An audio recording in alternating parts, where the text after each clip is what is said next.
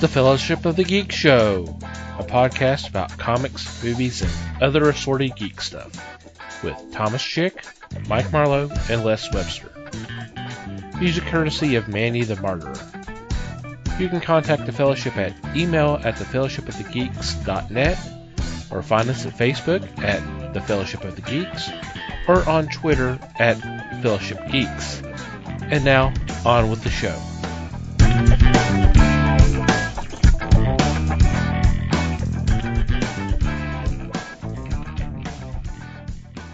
Hey everybody, welcome to the Fellowship of the Geeks podcast. My name is Thomas Chick, and joining me for today's episode is Mike Marlowe. Hey gang. Les Webster. Hey gang. And joining us, our new member of the podcast, Holly Briggs. Hey gang. How you doing, Holly? Doing good, glad to be here. Yay, welcome aboard. Hooray, thank you. Woo. Guys, how are y'all doing? Great. Getting through it. Couldn't be better. Woohoo! Thank y'all for tuning in and listening to the podcast. Hope y'all are doing well. Today's topic is going to be kind of interesting. It's one that's been kind of brewing for, at least 2 years, right, guys? It's because it seems like it kind of popped up, or the first I heard of it, it's been within the last 2 or 3 years. That's true. Mm-hmm.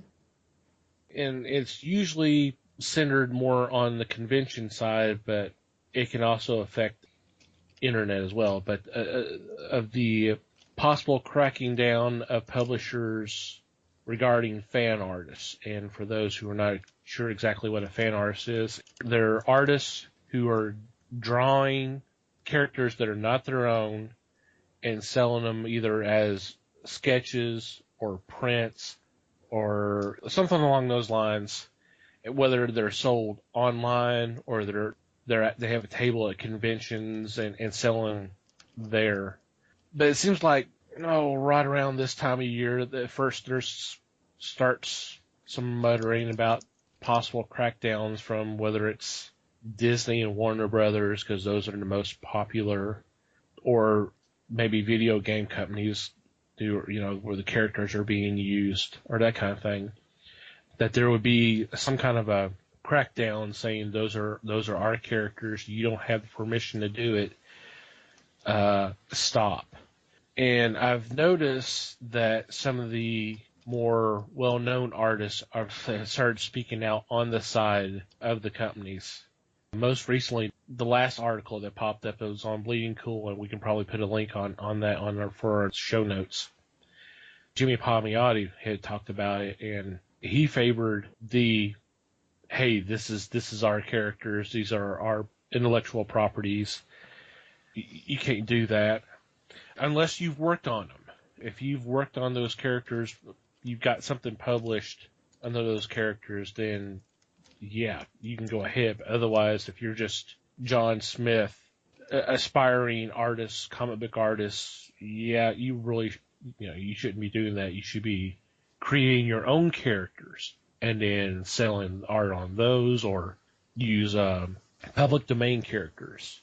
And the reason why we had this as a topic idea for a couple weeks or so, but recent events kind of pushed it up, and I was telling the guys pre-recording that I'm surprised that none of the comic book websites have picked up on this as much as they've been kind of talking about the whole controversy or a subject matter in the past couple of years anyway. An artist, I'm going to go ahead and name his name, it was Jeremy Treese, had received a notice from Store Envy saying that they had shut down his store, and the reason why was they received a DMCA notice from Warner Brothers. And if y'all don't know what DMCA, it's Digital Medium Copyright Act. And basically you're infringing on someone's property. And the whole thing is he was selling a sketch card of Superman for $5. I saw this in a retweet, and his general attitude was, well, I was getting away from doing this stuff anyway, but this happened. And I've noticed some of the other artists who have published work saying, okay, it's beginning.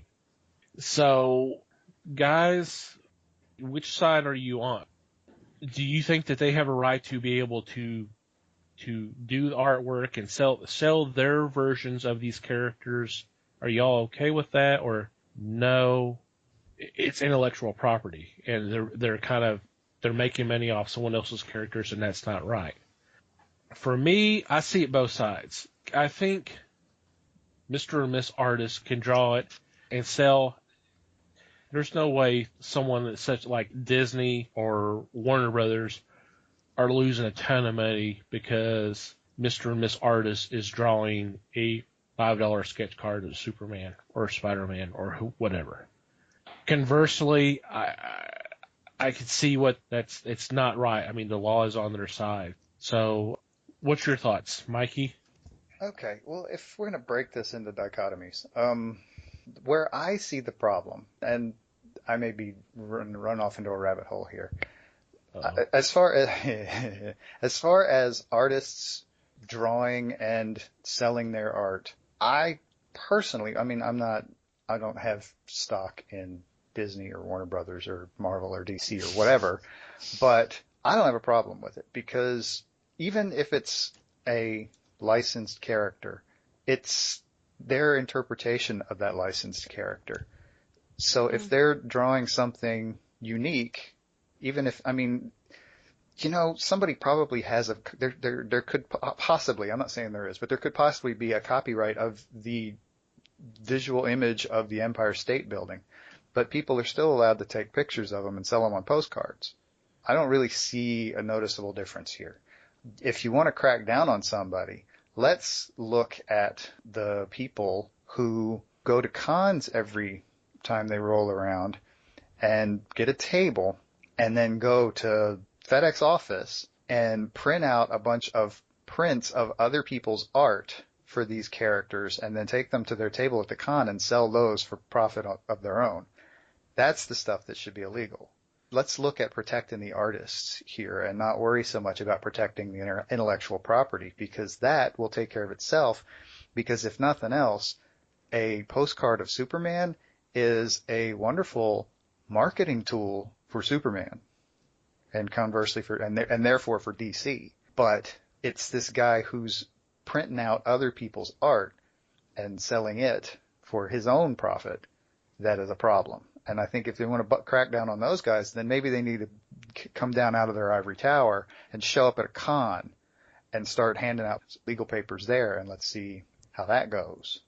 I think picking on up-and-coming artists who are working on building their own styles and figuring out how to do something unique and working on coming up with their own characters, let's let them do that and see how everybody will benefit from that, Yeah, that's the thing is, like, if they're really going to get serious on this, the enforcement's going to be problematic at best. Think about how many conventions are going on every weekend across, not even just across the country. Think about, there's conventions in Europe. I don't know about, some of the other countries, but oh my God, you're talking, they don't have the manpower to be able to do something like this. Right, and it's almost silly to think that they will, but I mean, honestly, that's where the really questionable stuff is going on. Yeah. And the fact that the internet is there and they can go on Store Envy and type in Superman, and every time something comes up, they can send a nasty email. That's lazy. I mean, I think, and they're picking on the wrong people at that point. And I'm not going to say it's not fair, because I don't think it's a question of fair, but I don't think it's a good idea. I mean, just almost from just a PR standpoint, it's just not a good idea. Yeah. What do you think, Holly? Well, I tend to think that it's just, when it comes to these giant companies, I mean, Disney, pretty much own up everything.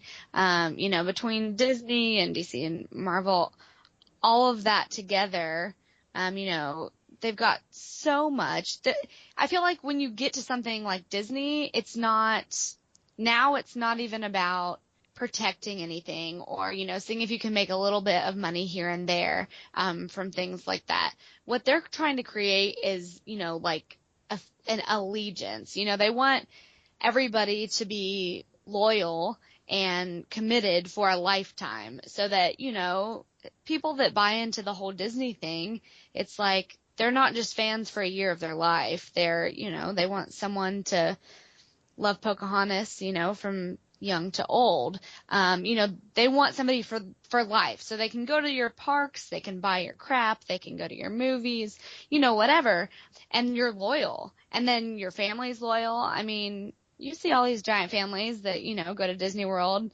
6 times a year and have every year and, whatever. They want an allegiance. So if all these companies, they're huge companies, they don't need our money. They're trying to create loyal people. And in my opinion, the best way to do that is to let all these artists sell this stuff. They're really not hurting from it.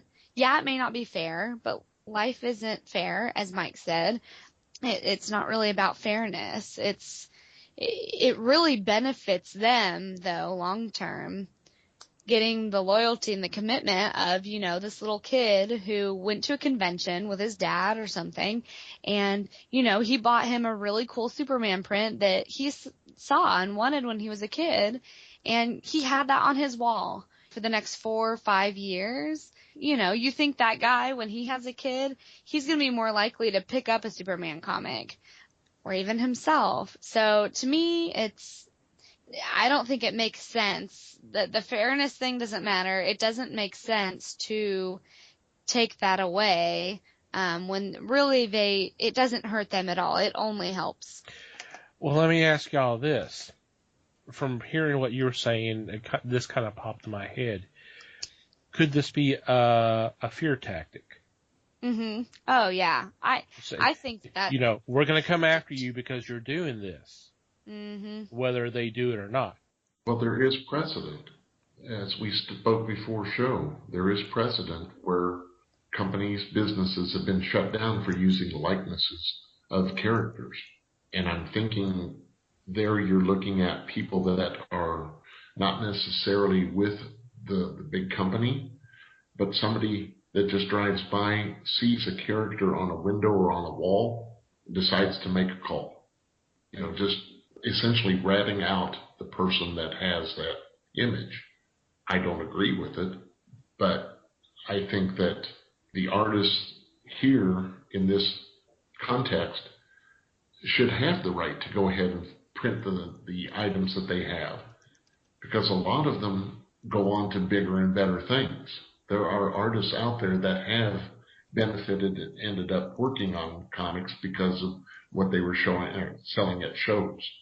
They were not licensed, or they were not owned by the artist there, but people would catch sight of them and use them for various things. The thing is, if an image is used outside of the artist's realm, if that picture is sold for another purpose, it's up to that company, whoever is going to use that image, to make amends with the corporations. I'm seeing that it's a big possibility that they are going to crack down more. And who knows, at shows they may have people just walking the aisles and saying, okay, let me write down this information or get a card from the person. And all of a sudden that person finds themselves at the receiving end of a bitter email, and it's going to come back to haunt them. I think that if the word gets out, the companies are going to hurt, because people are saying, I like that artist. That artist did some stuff that I really enjoy, and I want to see more of it. Mm-hmm. Yeah, I mean, I agree. I mean, and we all know, we have artist friends, and they do this stuff, but some of their stuff has been published. But my thing is if I'm going to a con, and let's keep it to the con right now, and not worry about prints being sold on the internet, because that can be controlled. I don't see how the cons could, but let's just stick to the cons.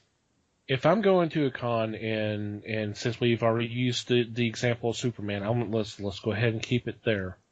If I'm going there to see a particular artist who did a nice long run on Superman, and he has some prints up there. Well, you know what? I'm probably going to buy a print from him, but if here's another artist, a fan artist, who has a print of Superman, and I like that, I'm going to get both. I would get both. I don't see how yet the established artist is going to get hurt because I'm buying print from another one who may be a little bit cheaper. And like y'all said, how does that really hurt the establishment other than they're not seeing a moolah? Well, they won't see it from getting the established artist print sold, right? Yeah, I was actually going to just bring that up. I mean, does DC get a cut for every print of Superman that an established artist sells at a con? I'm going to be real surprised if the answer is yes. Yeah. If I've not heard of it, so I would think it would be no. And you want to, I mean, my thing is if you want to get your money, make a deal with the artists at the cons and say, hey, look, we would absolutely love for you to sell Superman prints. Kick us 5% of whatever you sell on those. And I think I kind of mentioned it in our pre-show discussion. One of the suggestions out there was a license, a yearly license. Say, okay, I'll pay you this much for this year, and then I can be able to do my prints of the characters, and then all's well and good. But again, that comes to enforcement. And if it's a license, I mean, how would all that work? How would all of that work? I mean, we don't have to solve it tonight, obviously, but all right. My question here is, are they actually paying the artists well enough that the artists can afford to turn around and pay the company back for using their stuff at a con? I mean, this is, you want to talk about opening a can of worms. All right. And this might even be the subject for another show later down the road, assuming that we want to have this whole thing blow up in our faces. But it's because it's a dangerous place to go. But are they paying them enough to then turn around and demand fees from them for using their property outside of the books? I wonder. I kind of don't think so, but I don't know.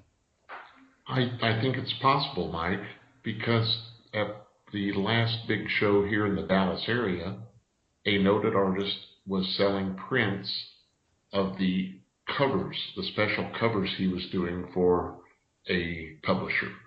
And he doesn't own that image because this is something that went to press also.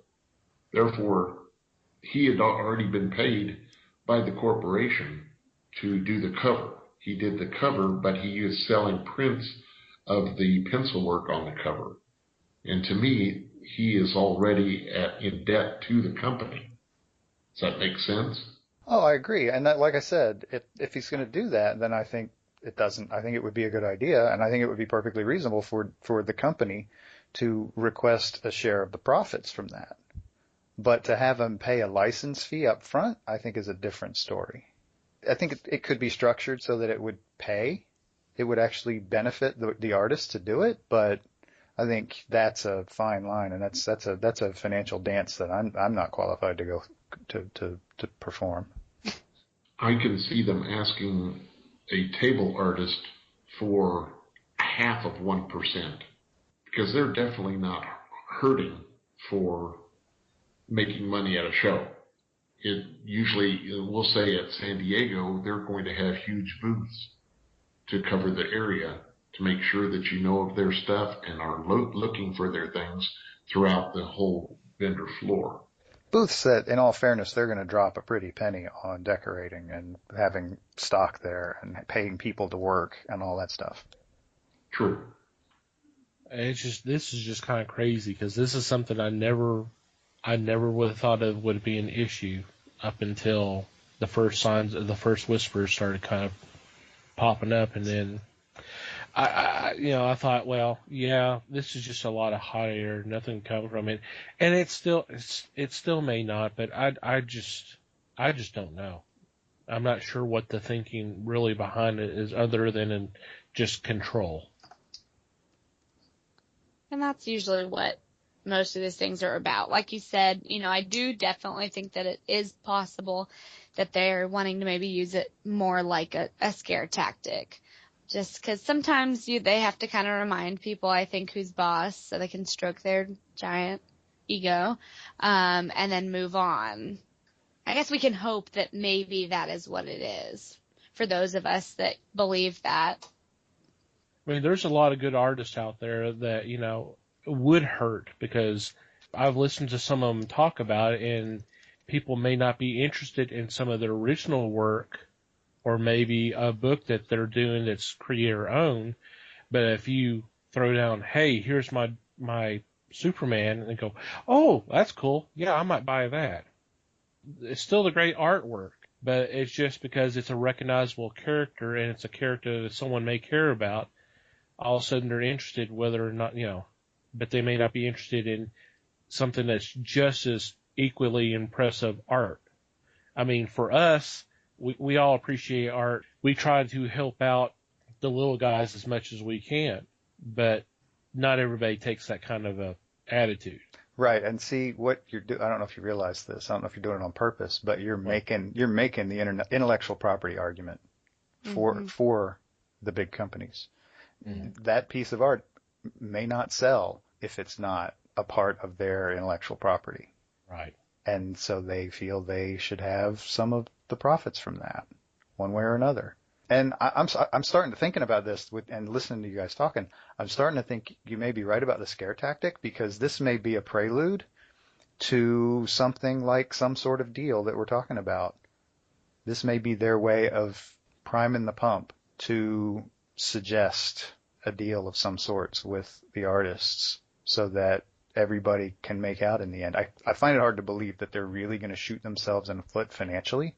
They're big companies and they're too smart for that. I'm starting to wonder if maybe this is just the beginning of something else.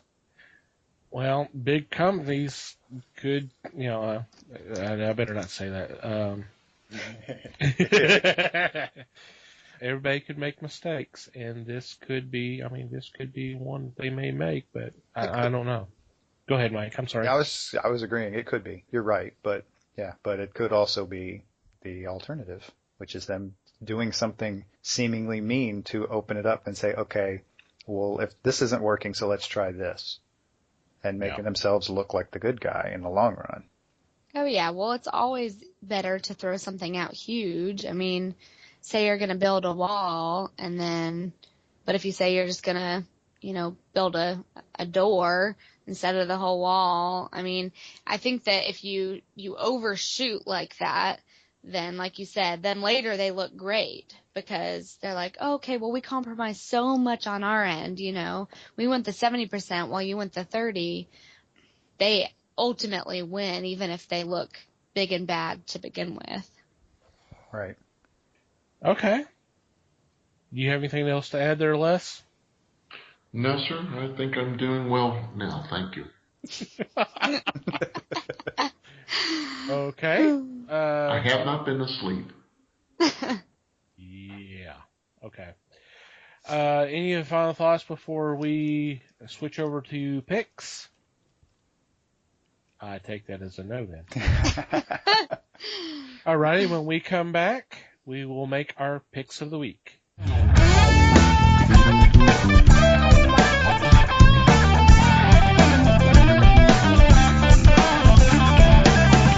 And we're back with this week's picks, and leading off is Les. My first choice here is Rocketeer at War. The Dave Stevens creation is being done in this time by Mark Guggenheim with art by Dave Bullock. To me, Rocketeer is a throwback hero, and that's what I really enjoyed about him. And of course, in this one, you have Rocketeers plus Nazis, and that equals World War II. My second choice, from Devil's Due and First Comics, is Delete. Delete is a 4-issue series written by Jimmy Palmiotti and Justin Gray, the writers of Harley Quinn, art by John Timms, and the cover is by Amanda Connor. In this one, think of the movie Witness. A young girl, a mute young girl, is witness to a multiple murder, and then she turns to a handyman for protection from the police and a squad of killers. So to me, it's intriguing because you have the action, plus you have to wait and see as to who is actually the good guy or the bad guy in this one. Thanks. Sounds good. Those are good choices. Next is Holly.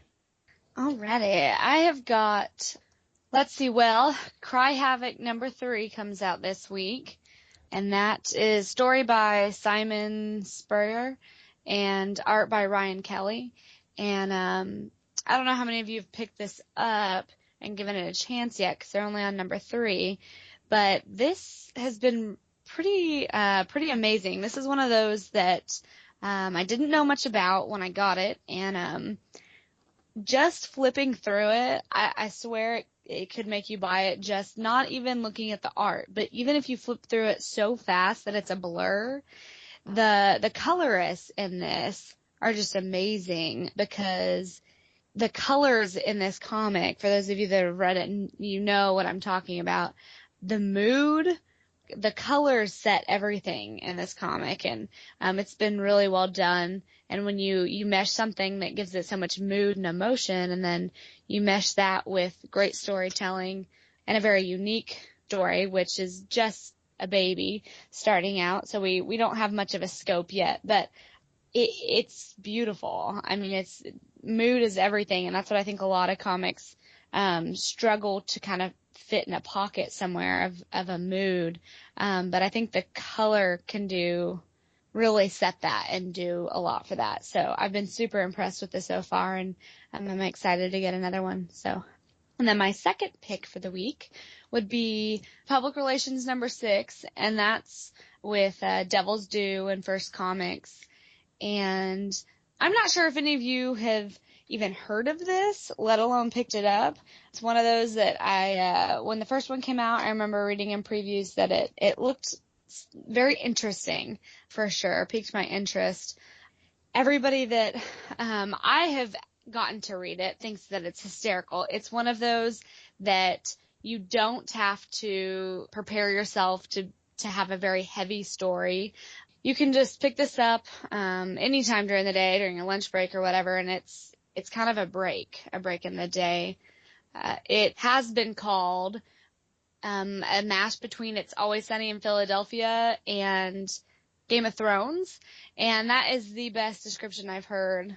It has all of the funny and crudeness of Sunny in Philadelphia, and it has the family dynamics and death and all the exciting parts of Game of Thrones. So they're getting really big into that story kind of towards the end, and there's not much I can say without ruining it, but it's definitely one that you're going to want to be the first one to know about.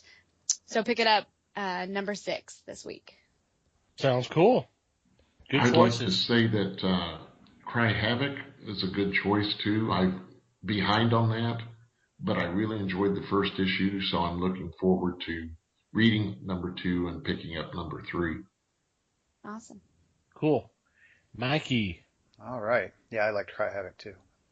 So my two picks, I'm going with Bloodshot Reborn Annual, which comes out this week, and it's got a bunch of contributors to it. But I have really enjoyed the Bloodshot Reborn title. Mm-hmm. It was kind of a reboot on the Bloodshot thing. Bloodshot kind of sort of got killed at the end of his initial title, and they did this as a reboot with kind of the guy who's Bloodshot without the nanobots.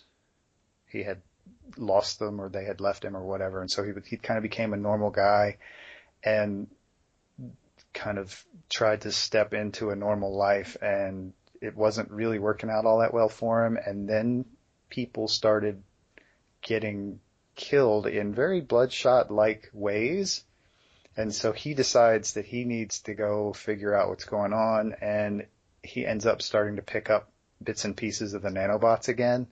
And so by the end of the second arc, he's Bloodshot again. And this annual comes after the third arc, so I'm not really spoiling anything here. But so I'm looking forward to seeing what they're going to do with the annual and see if we can get any hints as to where Bloodshot's going from here. Second pick is The Spire.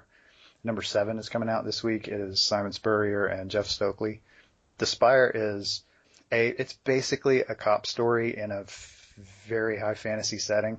So the main character is a mutant of a sort, and that mutant class is definitely looked down upon by the normal humans, and there are a few other odds and ends races, but this is essentially a murder mystery, and so the mutant who is like the chief of police for this city, which is called the Spire, is basically running around trying to solve the case, and there's nobility involved and other cops and fun little tidbits, fun little pieces of a cop story in there, and it's just I think it runs. I think it's an 8-issue run, so we're getting near the end of the deal here. Yeah, I think this is. I'm sorry, Mike. Go ahead. Yeah, and the tension is building, and so it's getting fun. It's getting really exciting. Yeah, I apologize for that. I was going to say, yeah, I think it's a 8 issue. I think you're correct. Yeah. Noticeable Simon Spurrier love this week. Just a bit. That's he's having a good week, you know. And you gotta kind of let him have his good week. Yeah, it's good choices. I am loving Bloodshot. Of course, Valiant is just nailing it since they came back. So. Oh yeah, totally. My choices. I'm going to throw out some additional Devil's Due First Comics love with Badger. This is Badger number 2, and it's written by Mike Barron, who is the creator of Badger, who was created back in the 80s, and I'm sure Les will correct me if I'm wrong. Is that not right? It was back in the 80s? Yes. Yeah, late 80s. He's a former soldier who has multiple personalities, and one of them is a badger. So it's really kind of hard to explain, but it was just, I read the first issue and I was like, okay, this could be interesting. And so in this issue, he's actually becoming a guard he's being a bodyguard, but it's involving a plot with a Russian invasion. So I'm like, okay, this is going to be kind of interesting, especially with you have a guy who's a badass. He's a heck of a fighter, but the fact that one of his personalities is actually a badger, it just, okay, this is going to be really unusual. And it's the first issue really kind of knocked me out, so I'm wanting to see where we go from there. And the art's by Tony Atkins and Val Mayrick. And I'm sure I butchered that name, and I'm sorry. The second one is from Overground Comics. It's Oh Hell, written by G. Wassel and art by Dave Hammond. Now, this was actually originally a graphic novel. It's now being broken down as comics. And the premise is a girl named Angela apparently is a problem child, so she's being sent to a boarding school. Well, the thing is, the boarding school is actually in hell. So that's okay. You got my interest there. So this might be a fun little title as well. So I think there's some good choices all around. I mean, this is a good week, and March was a 5 Wednesday week, and usually the 5th week is kind of the tail end. But I think to this occasion, it was actually the first month that was kind of lacking, and we really picked up from weeks 2 to 5. Yeah, it was a light week, the first week. Yeah, sure. Oh, and by the way, if any creators are offended by our mispronunciations of their names, you are welcome to come on the show and correct us.